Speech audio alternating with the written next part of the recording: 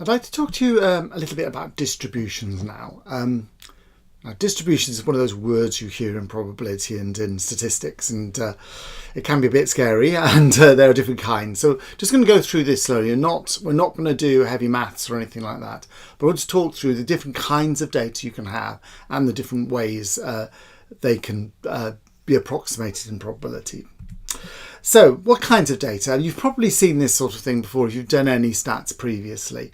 You might have continuous data, and something like if you do the time to complete a task and you stop on the stopwatch, see how long they did stuff, that's a continuous value. It can be anything from 0 seconds to however long it takes, but anything in between as well, typically.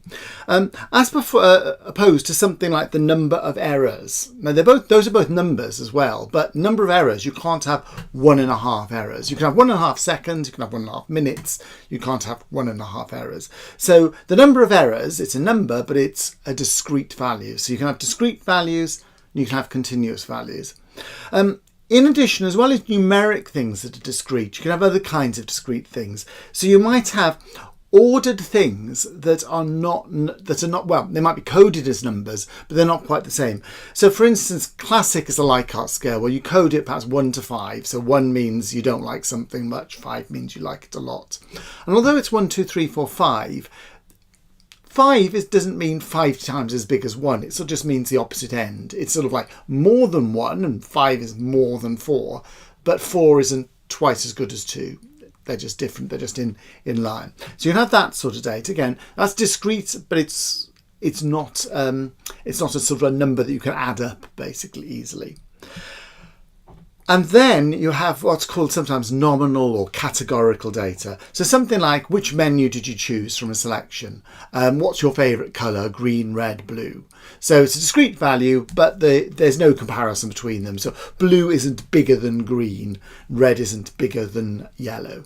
They're just different values you can have. So you can have these kinds of stuff. And again, it doesn't make, well, you could just about, we can come back to this, you might just about add up Likert values. It's debatable whether that's acceptable or not. You certainly can't say, half the users selected file, half them selected font, therefore it's Flummel or something that they selected, some sort of average in between. You can't average these things. Another difference you got is whether the number of values you can have is finite or infinite. So if you've tossed the coin, where's my coins again? If I've tossed my coin 6 times and count the number of heads, that's either no heads or 1 head or 2 heads or 3 heads or 4 heads or 5 heads or 6 heads. Can't be 7 heads, can't be 8 heads, can't be -3 heads. It's finite, it's bounded at the bottom by 0, bounded at the top by 6. And it's discrete as well, I should say. So you can't have 1.5 heads. You might average to 1.5 if you start averaging how many counts you do, but your actual number of counts is always a whole number. Or if we'll skip quantum mechanics here and the possibilities there. However, if I toss the coin and just keep on tossing until I get a tail, right? So I might get a tail first time. So how many heads appear before I get a tail? Well, if I get a tail first time, no heads, 0. If it takes the first toss is a head and then it's a tail, then there's 1 head before I get a tail. But I could just go on tossing heads forever. I might never get a tail. Highly unlikely, it's possible. So that's distribution. It's discrete because it can't take half values. It's bounded below by 0. I can't have -1 heads. But I could have arbitrary large numbers of heads, huge numbers. I could have 100 heads in a line. Very, very unlikely. I think something was weird if that actually happened to my coin, but not impossible. So that's discrete, but it's unbounded on the positive side. You can have continuous things like this as well. So if you think about the wait until the next bus, right? You can't, again, that's bounded below. It can't be negative. It's continuous because you can wait for 1 minute, 1.5 minutes, 20 minutes, 2 hours, 2 hours, 3 minutes and 12 seconds and 230 milliseconds. All sorts of times you could be waiting. So it can't be negative. And there's no real bounds from above. Maybe they stop the bus service and it's never going to come and you might wait forever. So it's continuous and unbounded. Oh, sorry, but bounded below by 0. So you can have continuous things as well that are bounded on both sides. You can sometimes have things that are unbounded in both directions. So if you look at, talk about two buildings, say, and ask about the difference of height. So building 1, building 2, what's the difference of the height? So if building 1 is bigger than building 2, then that's a positive difference. If building 2 is bigger than building 1, that's a negative difference if you subtract them. So it can be positive or negative, and buildings can get pretty big. So, okay, there's some practical limitations on the height of a building, but pretty much it's unbounded. You don't know how big positive it could be or how big negative could be. So you can have unbounded things in both directions, particularly in these continuous distributions. You can get it with discrete ones as well. They can be bounded in both directions or bounded on one side and open on the other. Okay, so far so good.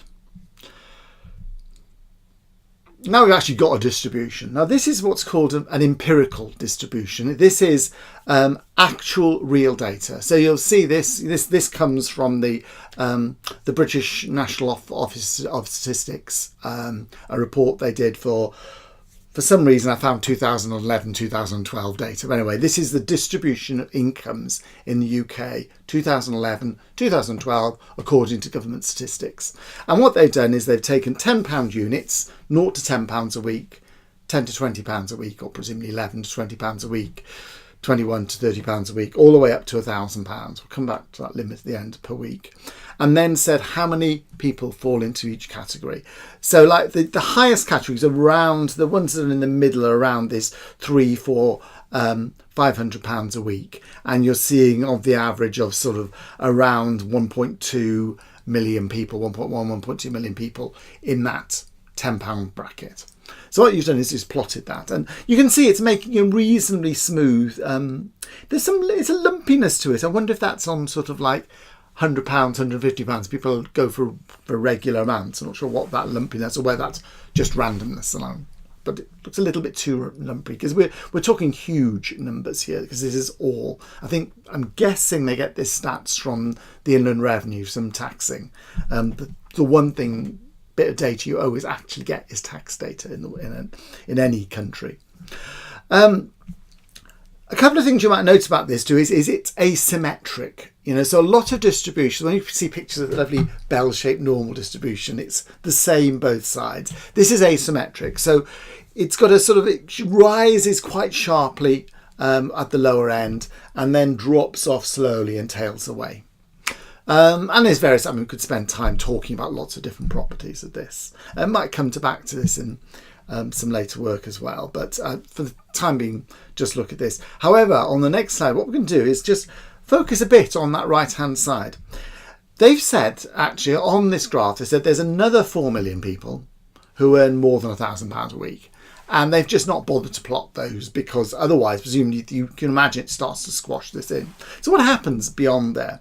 So I've now just looked at a few point examples for you. So I've zoomed in a bit, and so now I've extended this to a £3,000 a week one.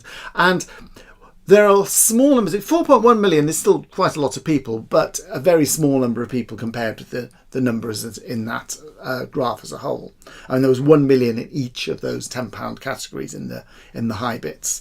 So the 4 million spread out over a long way. So there's a Prime Minister at about £3,000 a week. The average company director in the UK, about £2,000 a week. Some more, some less. These are actually average ones. Prime Minister's a fixed amount of money, and it's on public record, so you can find that. And there'll be lots of other people. So university professors actually are somewhere in that, typically in that £1,000 to £2,000 a week range. Some a bit less if they're things. Actually, not very more, but you might get things like deans and stuff like that a bit more. US salaries will be different, different country salaries different. This is for UK ones. So there'll be a small number of people here. But in fact, it goes even extremely less. So what I've done now is I've zoomed this out by a factor of 10. We shot straight out them. And there's the Vice-Chancellor of the University of Bath, who happens to be the highest paid Vice-Chancellor in the United Kingdom, at just short of I think it's about £450,000. Have I got this right? Per year. I might have to change some of these numbers later. But anyway, big numbers. I've overestimated it. She's not quite that big on this picture. Sorry, Vice-Chancellor, University of Bath, I've got you wrong. Wayne Rooney there, though, I have got right, £260,000 per week. Wow, you know. So there's small numbers of people way out. And when you're talking about distributions, you talk about the tail of the distribution. That's a thin bit, the bit that's often big values, or sometimes it can be very small or negative values, where there aren't many people, but there's a few people out there. And in particular, one of the things for incomes is if you work out average income by just adding people up, one or two people at £260,000 a year starts to skew things. So one is you've got to be aware of those tails, and we'll come back to particularly important bit of that a little bit later. But those tails are important. Now the word tail in statistics is also used. It's used for this, but you'll often heard, or if you've done any stats, you'll have heard of one-tailed and two-tailed tests. And people say, do you want a one-tailed test or a two-tailed test? And you think, I haven't the faintest idea. And often just plump and don't actually know. But anyway, hopefully you've got this, you haven't done that. The tails of the tests, when people ask you, do you want a one or a two-tailed test, is about whether you care which side things are on. So what's your question? What are you asking the data? And do you care whether it's both directions or either one? So imagine the question you want to say is the error rate in my new system higher than the old one? Right. If it's lower, you don't care. If it's the same, you don't care. All you want to do is make sure you haven't made things worse. That's a one-tailed test. You only care about one direction. However, if you want to say, I've got two systems, there's two arbitrary systems, are the completion times different from each other? So if one was faster than the other, you'd care. But if the second one was faster, you'd also care. Now that's a two-tailed test. You're going to look both ways. Now the reason why you need to be cautious about that is if you only care one way, you can lump all the negative things together with the things in the middle. But if you care both ways, you've got to treat both as equally surprising. And typically, if you've got looking for a two-tailed test, if you care both ways, you need more people to be sure about it because you're asking more information. So when you hear tails, it's that long, thin bit at the end. But when you ask for one or two-tailed, it's about do you care which direction it is. So they're to do with sort of the same thing, but it can be confusing because they're really saying slightly different things about it.